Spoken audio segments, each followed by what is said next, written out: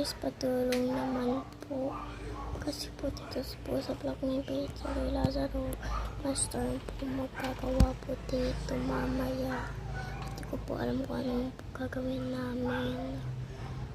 Kaninang araw po, kaninang araw po, may storm din at umulan. At ngayon po nangyari agad. Di ko po alam kung kailan po itong matitigil. Basta ganyan lang nangyari. Di ko alam kung ano nangyari dito sa amin. Nangyari. May namatatig ng bata doon dahil umingay siya at bigla siya nakita ng lightning storm. Hindi ko naman po nakita, nabalita lang sa akin ng friend ko. Hindi ko alam kung ano yun. Talaga nakakatakot ang ramdam. Yung parang anong kagatihan ka nang katakot. Yun na po, humahangin na po kasi mamaya po lalabas na po yung lightning storm. Ikakuhan ko na po ng part 2 para pag may lightning storm na bibigyan ko na po para sa iyo. Like, subscribe po for part 2. Nakakatakot po dito pag nandito po kayong please.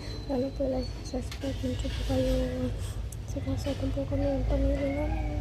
Kaya na po magawa. Sorry po yun. Ayan na po naman. Ayan po tayo sa storm. Ito po lumalakas ang storm sa aso.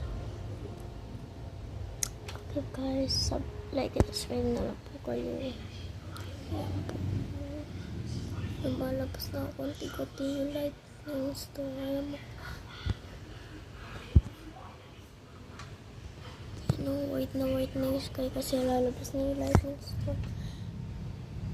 Galaw-galaw na yung puno. Ayan po.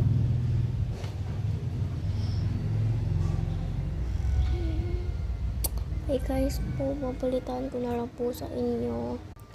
Guys. My gosh, guys. May sasabihin ko sa'yo.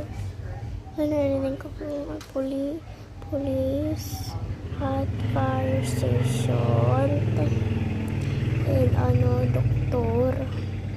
At ko na video kasi sobrang haba nila. Parang ilang billion na. Doon sa may court.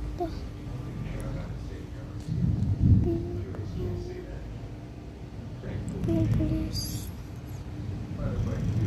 Yung police story.